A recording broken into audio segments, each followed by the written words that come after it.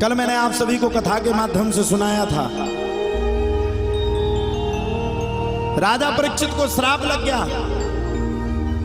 ततो भयत्याश्रम बालो गले सर्प कलेवरम पितरम वीक्ष दुखार्त मुक्त कंठो रुरोदहा। हे राजा परीक्षित, आज से 7वें दिन तक्षक नाम के सर्प के काटने से तेरी मृत्यु हो जाएगी। छोटा सा बात मैं आप सबसे पूछना चाहता हूं, आपको अगर यह पता चल गया कि आज से 7वें दिन हमारी मृत्यु है तो क्या करोगे?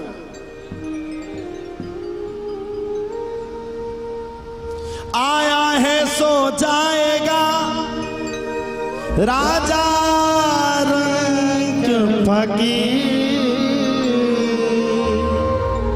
कोई चढ़ चला सिंहासन पर और कोई बंधा। देखो, इस संसार में जाना सबको है, अमर कोई नहीं रहेगा।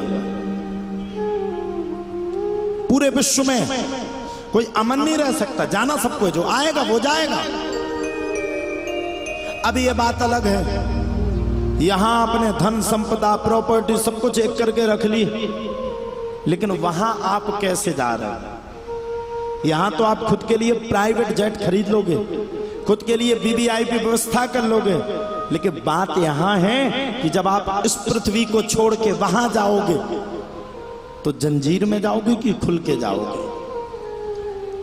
बुरा मत मानना, अगर लगे तो क्षमा भी करना, मैं आपका बालक हूं। यहां के धन कमाने से आप धनवान कभी नहीं हो सकते। क्या कमाओगे आप, क्या रखोगे? अच्छा, तुम कितना कमाओगे, तुम्हें कितना अपने आप में गर्व है? अरे जिसकी पत्नी का नाम लक्ष्मी है, जो भगवान श्री विष्णु की अर्धांगिनी है, मैं आप सबसे पूछना चाहता हूं, उनके पास कोई धन की कमी है क्या? बताओ, है क्या? फिर अगर आप भगवान को धन से तौल दो तो भगवान कभी नहीं मिलेगा। भाव से भूखा हूं मैं, भाव ही मेरा सार है। भाव से जुड़े रहो तो भव सागर से पार है। भगवान भाव की मूर्ति, भगवान भाव को मानते हैं, भगवान भाव के साथ जुड़ते हैं, भगवान भाव का निवारण करते हैं, वो है भगवान। अगर आपको पता चल जाए कि आज से 7वें दिन आपकी तक्षक नाम के सर्प के काटने से मृत्यु है, तो आपको समझ में नहीं आएगी क्या करूं। 7 दिन तो इसी में निकल जाएंगे कि क्या करूं, कौन सा मानस पढ़ूं, कथा सुनूं कि व्यथा सुनूं कि बच्चों को संभालूं कि पति को संभालूं कि घर को संभालूं कि परिवार को संभालूं। हैं? राजा परीक्षित ने तत्काल तत्क्षण गृह कारज नाना जंजाला। सबसे पहले तो राजा परीक्षित ने मन में विचार किया, गृह कारज नाना जंजाला। सबसे पहले मैं घर परिवार का त्याग करके आगे बढ़ूंगा। राजा परीक्षित ने सर्वप्रथम घर का त्याग कर दिया और त्याग करके राजा परीक्षित चल पड़े। ततो भयत्याश्रम बालो गले सर्प कलेवरम।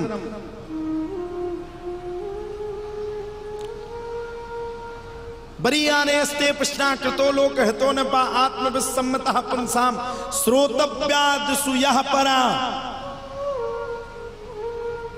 राजा परीक्षित ने सबको त्याग दिया, एक एक वस्तु को त्याग दिया। राजा परीक्षित ने जब सबको त्याग दिया तो सब कुछ त्यागने के बाद राजा परीक्षित कहां पहुंच गए?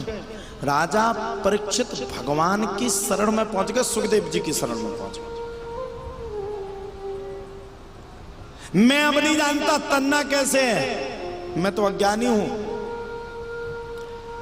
मैं ये भी नहीं जानता जीवनी कैसे जी जाती है, यहां तक कि मैं ये भी नहीं जानता हूं कि जीवन को जीने के लिए सरल उपाय और सरल मौका है क्या। बस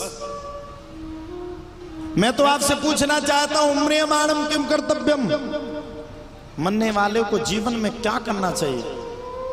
अब बताओ साहब, अगर ये राजा परीक्षित का खुद के लिए प्रश्न होता तो हम लोग एक चोट सोच लेते।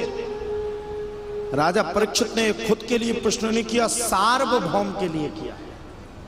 म्रियमाणम किम कर्तव्यम, मरने वाले को क्या करना चाहिए? हर मरण अवस्था के व्यक्ति को अपने जीवन में क्या करना चाहिए? सुखदेव बाबा ने बैठा दिया। अरे बैठ जाओ यार, घबराए हुए आयो, इतनी चिंता में क्यों? अरे बोले महाराज क्या बात करते हो? यहां जान पे बात आन पड़ी, यहां मरने जीने पे बात आन पड़ी, और तुम क्या कहते हो क्या करना चाहिए, क्या करना चाहिए, क्या करना चाहिए?